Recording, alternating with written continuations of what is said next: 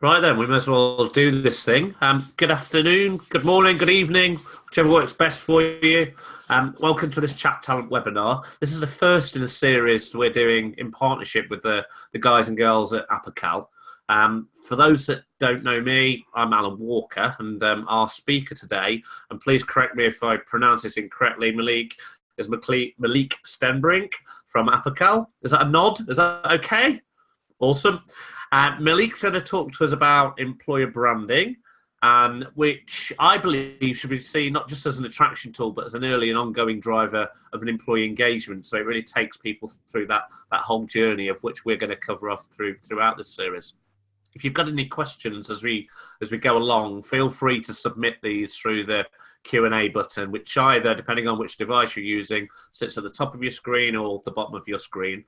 Some of those we'll answer on the fly if they kind of interject quite naturally in with Malique's presentation. So others will leave to the end. If we don't get to complete them all, either me or Malique will follow up afterwards and answer those questions offline. As ever, after the call, we'll follow up the recordings, we'll follow up the slides. I know Malique's got some other great content we want to share with you as well, so we'll get all those over to you once the webinar finishes. And other than that, enough of my endless chatter. Malique, over to you. Yeah, great. Thank you. I'll share my screen with you guys. For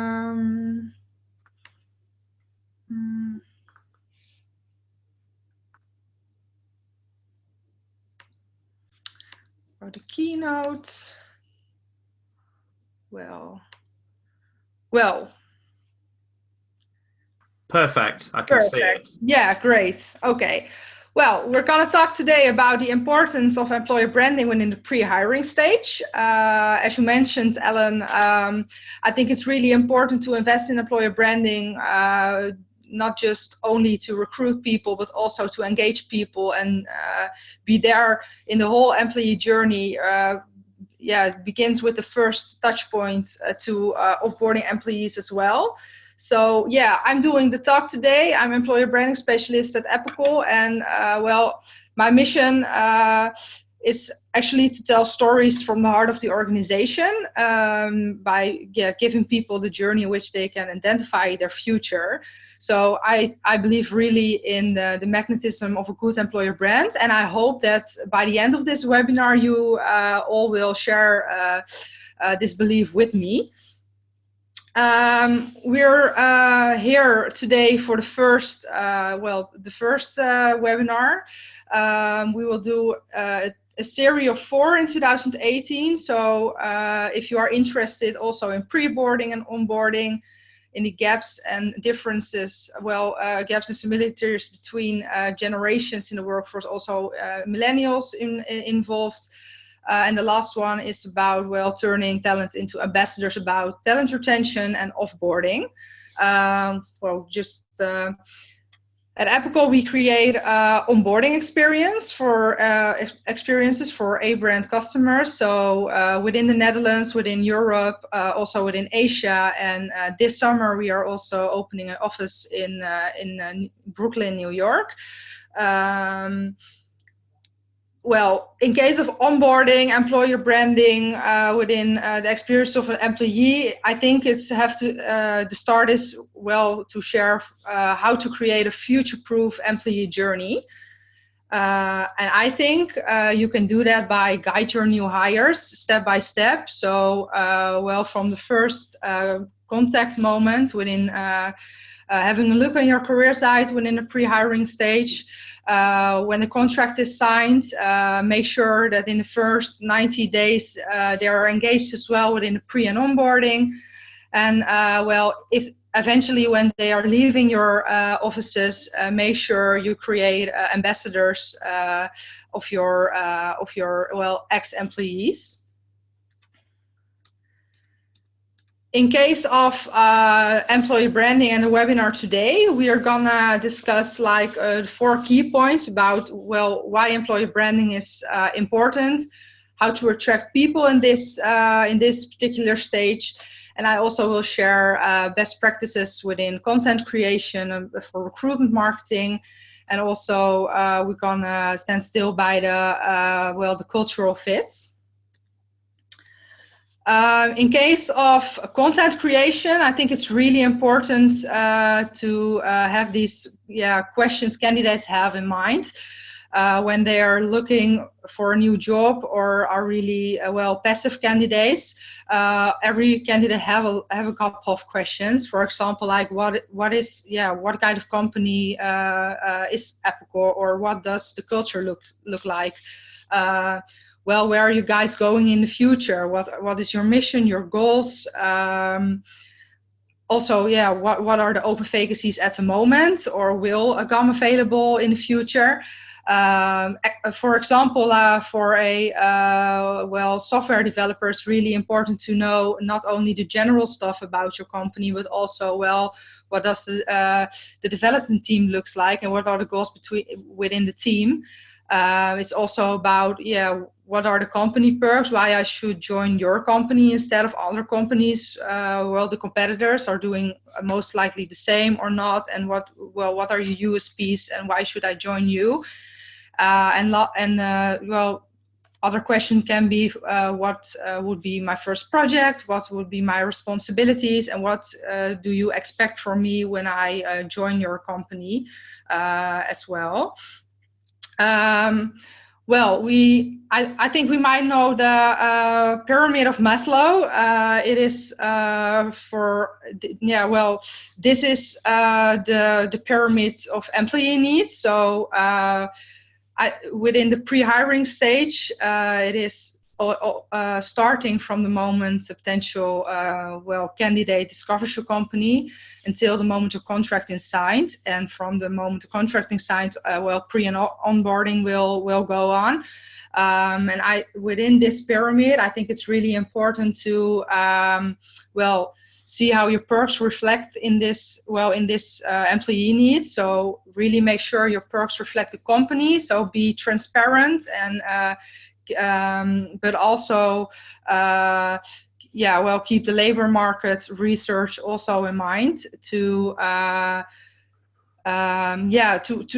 reflect your perks as a company. For example, we're a startup. We're now with 53 people, and we're really up to scaling up our businesses to another country as well. And we really want to make sure, the third one, ambitions and passionate people, is really really important in our content creation also.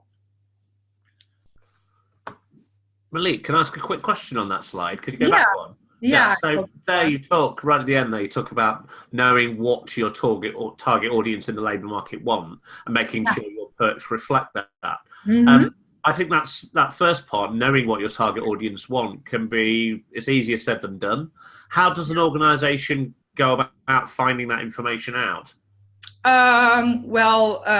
Within my organization, I'm asking, for example, I don't know what a developer exactly wants, so I'm talking a lot with our own developers. Within our organization, we create also higher personas to have I combine that with labor market research also, but it's really helping our HR manager in recruiting, and also on which channels is that developer active, and really what is their interest, and how can how it reflects internally on our company. So it's just about gathering as much data around, where are all these people, where are they spending their time when they're looking, what kind of stuff are they digesting and taking on board, and obviously take some interest in. And then more importantly, understanding from the ones you've hired, what's encouraged them to come and join your organisation, and what hasn't, what would have discouraged them if you'd have spoken about it, and making sure that you've got that, as you say, the persona of the individual. So when you're getting out there and you're delivering a message to developers, that might be very different to the message you're delivering to salespeople or to ops people or to admin people, but making sure you're consistent in terms of hitting the audience with what you also have to think about not only your USPs as a company for your customers and your employees, but also your USPs within the team. So why should a sales, like a sales development rep should join our team? Yeah. Okay, understood. Excellent. Thank you. So, well, the first key point in this webinar is about, why employer branding is so important. I think employer branding affects much different departments than only HR, like attracting a top talent. Well, that's for sure a thing for recruitment. Also, HR really wants to preferred as an employer, as a preferred employer with a target audience. Marketing and communications really want to create ambassadors of their customers, of their employees, and also of their new hires and people who are leaving the company. And for sure, your CEO or CFO is really interested in like the ROI of employer branding. And I will give some examples of the last one also in the webinar. With employer branding, you're really building a reputation, and I think it's really important that when you communicate content or experiences externally, it really reflects on what you are internally. So for sure, it's about a corporate identity. But I think a great part of your employer, your internal employer brand is your corporate culture, because that's one thing. We come to that later on in the cultural fit, but it's really important. Besides of people who can do the job, there are a lot of people who can do the job, but why these people want to do the job within your company? So it's really important. There is not a big gap between the employer branding internal and externally. I hope that makes sense. How to attract talent within the pre-hiring stage? Well, really the goal of this stage is to interest candidates for working in your organization. And if they are come to the offices for an interview, for example, really make sure that a couple of questions, which I mentioned earlier, are really they can find it already online on your career site or on social media, for example. It's really about your organization, about the culture story, about the experiences of your own employees. So you can think of testimonials or videos. That the vision is clear, and that you explain the role of the new hire in the bigger picture if they would likely to join. Also a clear and honest corporate page and also vacancy page. So don't sell anything to your potential new hires you aren't. You don't do that also to your customers. It's really important, and I think really nice to have also give the potential customer a behind-the-scenes climb of what of your company on social, and also to explore channels that are visited by your target group. And also be active in that groups. So the HR manager is not. It is also fine to have the developer within the team sharing knowledge about the team and the company to other developers instead of HR. It's really about transparency and being honest about that. If we came to the cold world of data versus the employee experience, I think that you can use technology to driving a successful employee experience as well. If there are some processes or administrative things you can just innovate with tech, just do it, because you have more time for your people and to take the experience of them to the next level. I have put out 5 examples of how to use tech within this stage. You can think of virtual reality. we for example, we have a office tour, so potential candidates and new hires are able to have a look in the offices already before they start or before they really want to apply for the job. It gives them a little bit more of likely of the culture of the colleagues and about where is it that I'm gonna work. Second one is about chatbots. You can think about a chat on the career side with HR or someone within the team. So maybe they are interested in a company, but not likely to apply right now. In the future, but maybe there are a couple of questions you can just answer anytime.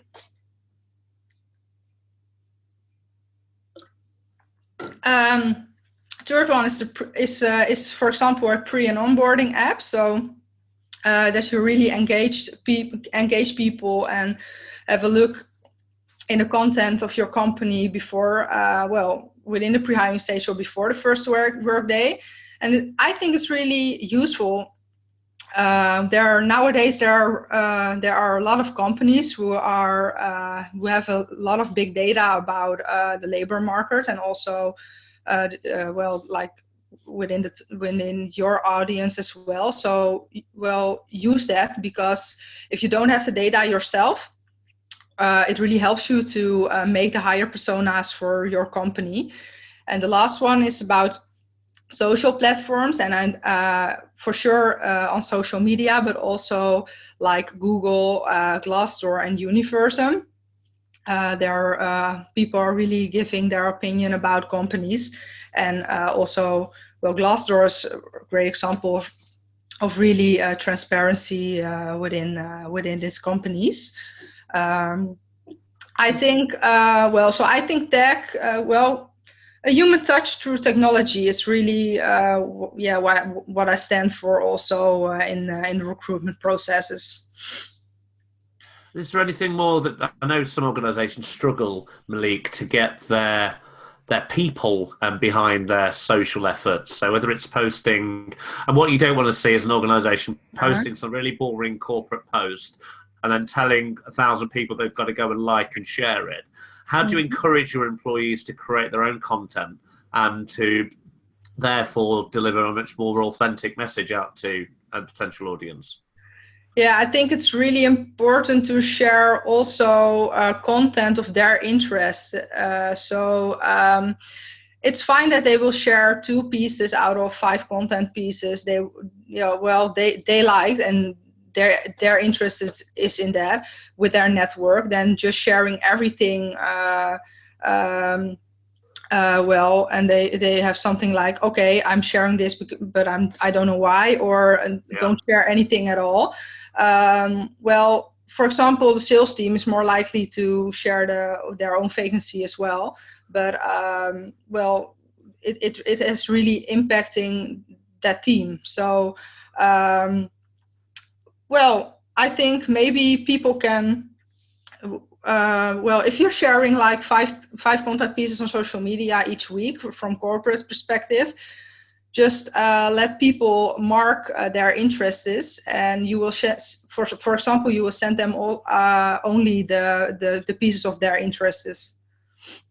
Exactly, and I guess you've got to always also encourage them to. Cause some people are nervous, aren't they, on social media? Some people aren't very confident about using it, and they've got to almost take gateway drugs. So that might initially be just sharing stuff, not commenting, not liking, not putting writing their own posts or putting their own content out, and just getting into that kind of habit to a certain extent of sharing relevant things. And it's not always about sharing the corporate stuff either. Sometimes it can be other content that they found that's relevant to their profession or what their team does or what their sector does, because that can help position them as people who know what they're doing, and potentially someone who somebody might want to work with. And then eventually, not everyone's going to do this, but eventually some people will start to write their own content, they'll put their own posts out, they'll write their own longer blog form stuff. But you've got to give them the tools to do that, haven't you, and the right kind of encouragement.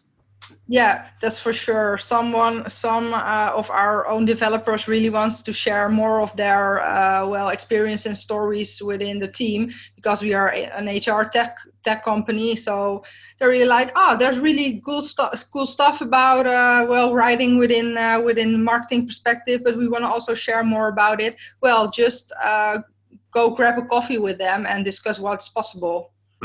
Exactly. Cool. Okay. Yeah. Well, then we come to the best practices about recruitment marketing content. It's really about, well, give candidates more insight in the company culture, the perks, different roles within the team, and also the direct colleagues. All the content you have, it's really important to share not only the vacancy on your career site, but also, like I mentioned earlier, stories from your own employees. Well, a day in the life off video, like some nice quotes about, well, what your guys are doing within the team. And the second one, I put it out, like culture and vacancy video. It's really important. People really want to see, not only read what is happening within the team and what to expect. Third one is about, well, your own events. It can be internally, but also externally. When you think of internal, it can be about in-house days or speed dating to know the company on a lower level, but also external. For example, because we're going to expand to New York in this summer, we're also standing on tech, but also job fairs to let people see. So who's Appical, what we're doing, and why we're looking for new people in which areas. And the last one is about blogging, vlogging, and chatting, and that's because a nice one to share more of the employees itself. And you can think of, for example, the Instagram takeover. Some of our colleagues did a nice guerrilla thing in Amsterdam to go by with a nice present, and they really filmed their whole day and what it's looked like to be an SDR within Appical as well, going to the city, have a call, and what's next.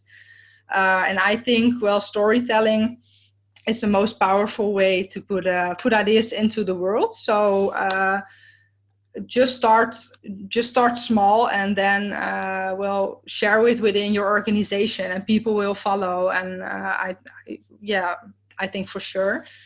When we come to the last one about how to hire for cultural fit, it's really important to hire for cultural fit, because it's not only people their CV. I've experienced in this field, and I'm really looking for this one thing to do. And look first internally if you can fill vacancies.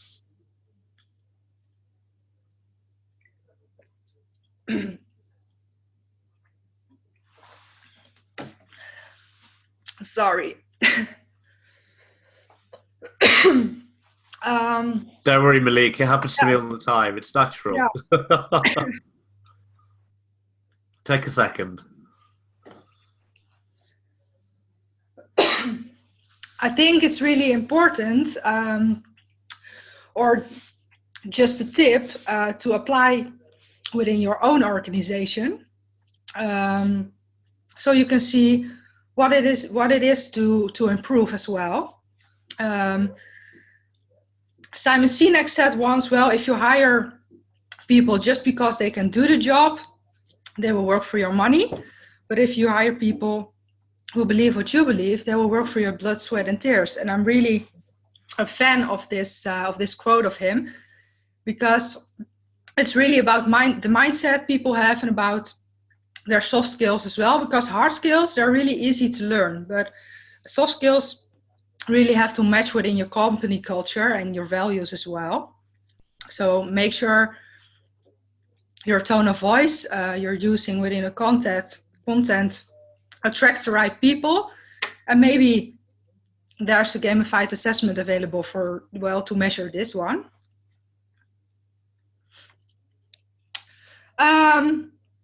Why investing in employer branding is so important. Deloitte and the Brandon Hall Group did very impressive research, I thought. Like 82% of people believe the company culture gives them a competitive advance. It's really a big number. And 40% says that is a higher level of retention. And organizations that prioritize employer branding are 250% more likely to rate their overall talent acquisition efforts as highly effective.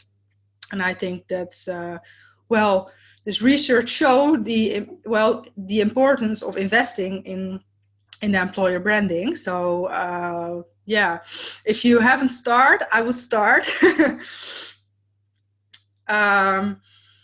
Also, I've pointed out some of the key elements to track and measure the ROI of employer branding. Research was done by Glassdoor last year.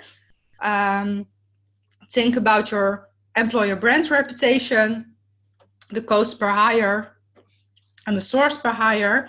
Also the candidate quality, and about the development, the talent pool. Also open positions you have and time to fill these positions, and about the employee engagement. And here, guys, knowing that CFOs will look at you if you come into a room and say, yeah, we'll improve employer brand reputation, cost per hire, source per hire, talent pool development, because somebody told us to on a webinar, they'll probably just laugh at you in that kind of situation. The good thing is, I know Malique's has shared with me a number of case studies of organisations where they could directly correlate the investment they've made in their employer brand with improvements across all of these areas. So we'll make sure to share with those with you after the event. We had a choice of about 20 to send out, but we'll narrow that down to 4 or 5 that can evidence all 8 of these individual elements and evidence it very clearly that the investment has caused improvements across these areas. Yeah, that's right. We had a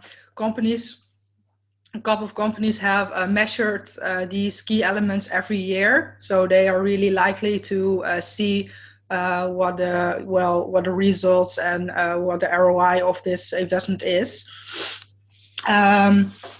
Investing in employer branding does not only affect the recruitment stage, I think, but also the onboarding journey, because when you're hiring for cultural fit, it's more likely to have people who stay longer within the organization. So yes, you have to invest in employer branding. On the long term, it will pay off, and also onboarding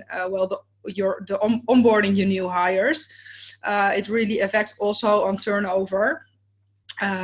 So have in mind that it's not only for recruiting people, but also for onboarding your new hires and the engagement to retain your new hires.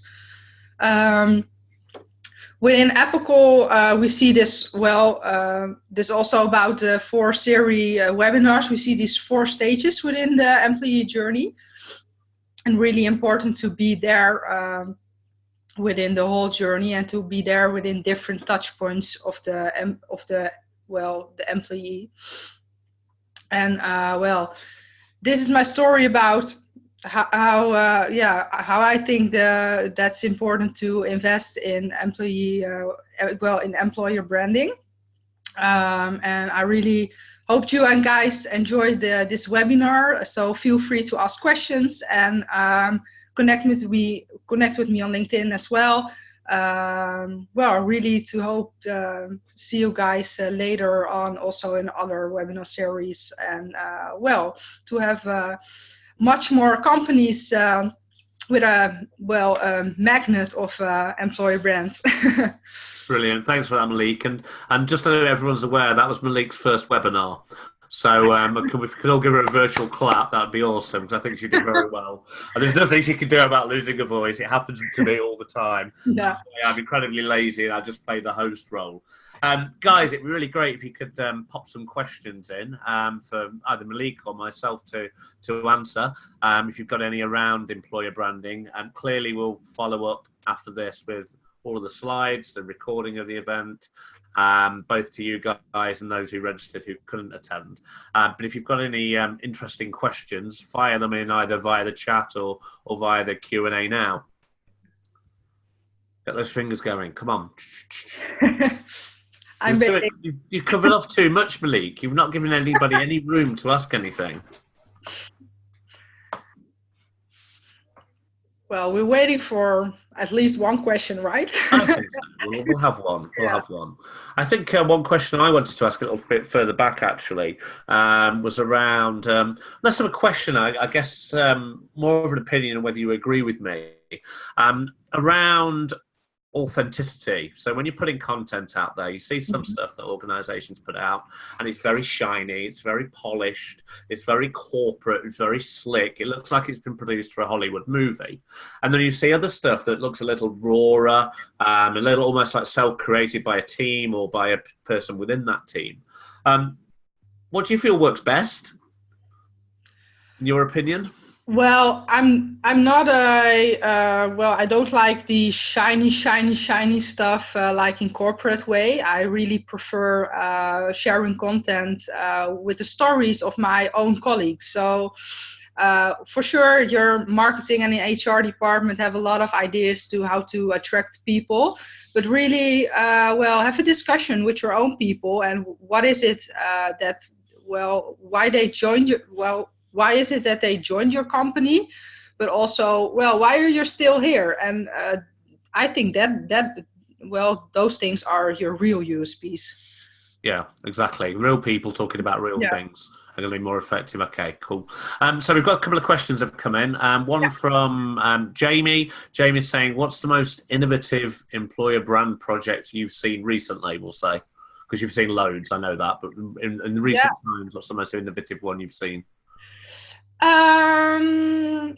Well, for example, we have in the Netherlands, we have a healthcare company, and they were looking for nurses. They had to hire like 5. So they had a lot of applicants, but they couldn't offer as much people the job. So they were like, okay, it's really disappointing about that they were not invited for an interview. But like a half year later, they were this company invited all that people who were rejected in the first place for a coffee date and just for a tour. And I thought a year later they had like another, where they were looking for another 5 people, and they hired the people from the rejected group in the first place. So I think it's really a great example of employer branding. How had they managed to keep them engaged in that period of time then? So between them saying no to them and then actually inviting them back in for a coffee, they were really sharing stories and experiences of people were joined in the first place. So it was maybe it is an email or just a video within 1 and 2 or 3 months, but it's really like, oh yeah, I applied there last year and I'm really engaged. I'm really curious about how's the company doing right now. And it's really about building the talent pool for the future. I think this one was a great example of it.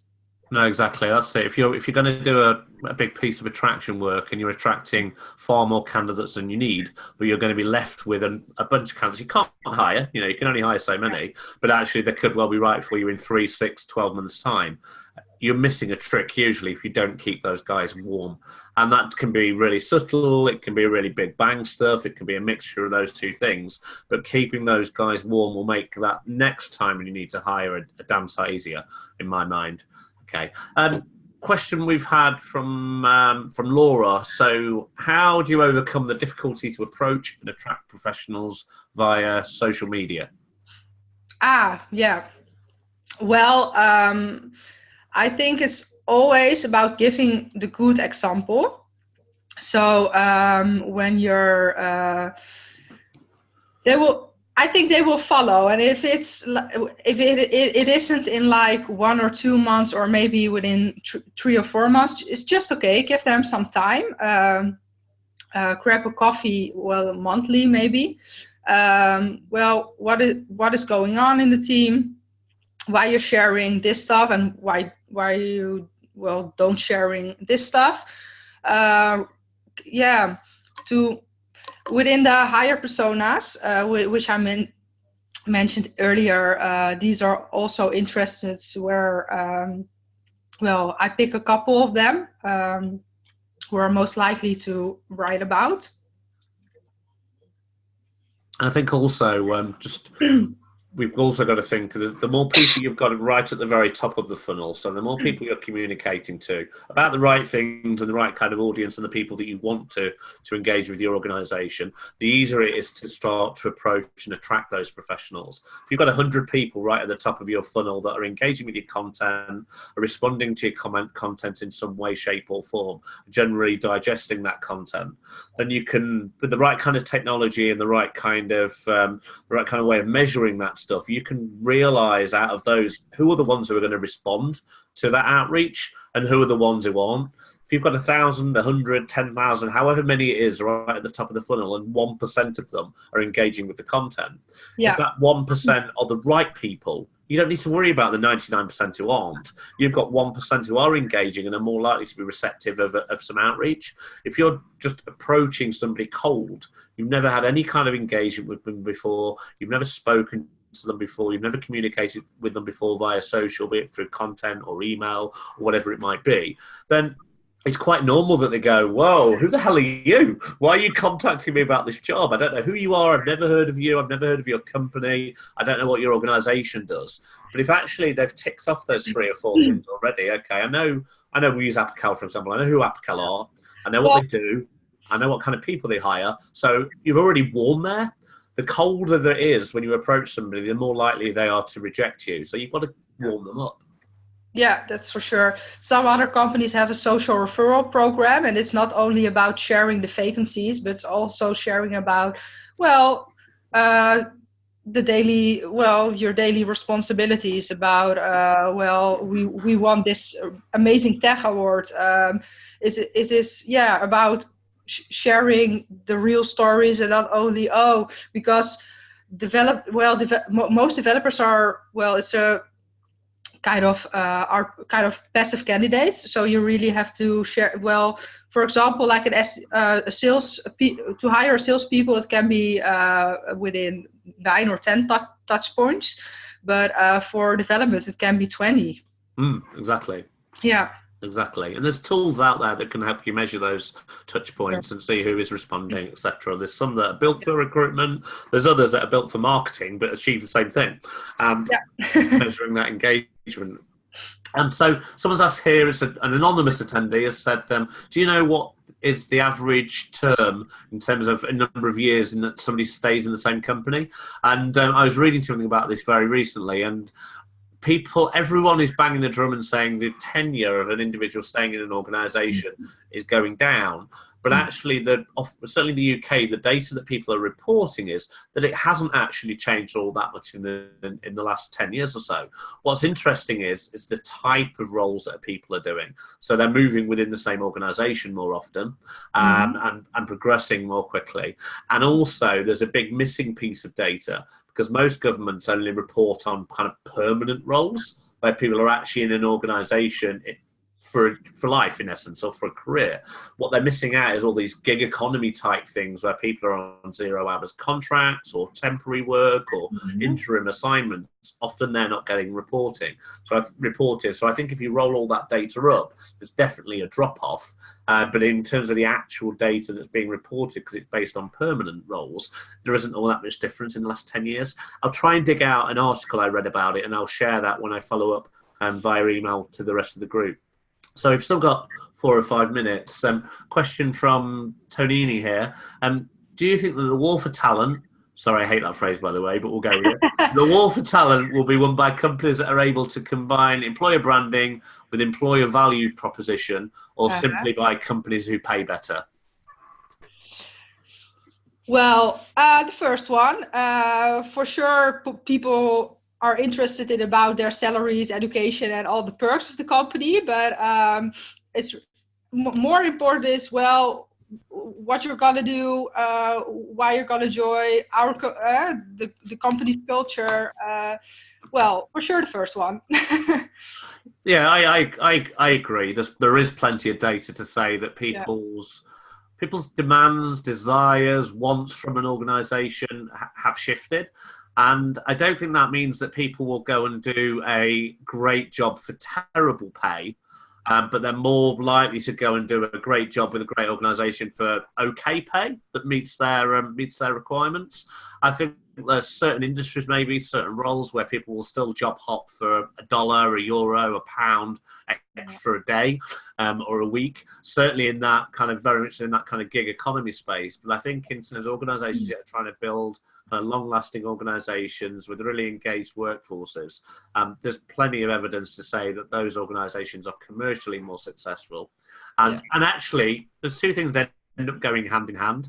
If you've got an organisation that's very commercially successful because they're hiring the best people, they've got the best EVP, they're doing the best stuff around employer brand, most of the time those organisations can then afford to be better payers. It's very rare that organisations that are terrible at those things are also high-performing organisations, and they can't afford to pay that well. So I think it's a balance between the two. If you look at the most desired organisations in the world, often they're also the best payers, and those two things will certainly go hand in hand in my mind.